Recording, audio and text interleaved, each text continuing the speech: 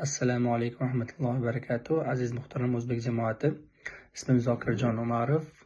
Al-Quran Islamic School maktabidan murojaat qilyapmiz. Bugungi murojaatimiz Cincinnati Islamic School STO degan organizatsiya haqida ma'lumot. Bu organizatsiya Ohiodagi barcha islomik maktablar, bog'cha bo'lsin, maktab bo'lsin, madrasa bo'lsin, mana shu joylarga yig'ilgan pullarni ajratib beradigan organizatsiya. Bu pullarni qayerdan oladi degan savolga, agar siz Ohioda yashasangiz, bir kishi uchun $750, oila uchun $1,500 siz Ohio shtat uchun tax, ya'ni soliq to'layotgan bo'lsangiz, o'sha pullarni siz davlatga bermasdan mana shu STOga bersangiz agar, u pullarni siz soliq to'lagandek bo'lasiz-u, ammo davlatga bermasdan mana shu organizatsiyaga berasiz. Bu qonuniy hamma tomonidan.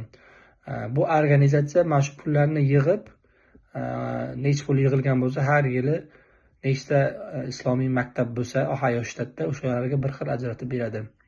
Sizdan bu hech narsa ketmaydi. Siz o'sha berayotgan solig'ingizni davlatga bermaysiz-u, mana shu organizatsiyaga berasiz xolos. Bu bilan siz mana shu Ohio shtatdagi barcha musulmon maktablar uchun, musulmon oilalar uchun ancha yordam qilgan bo'lasiz. Rahmat.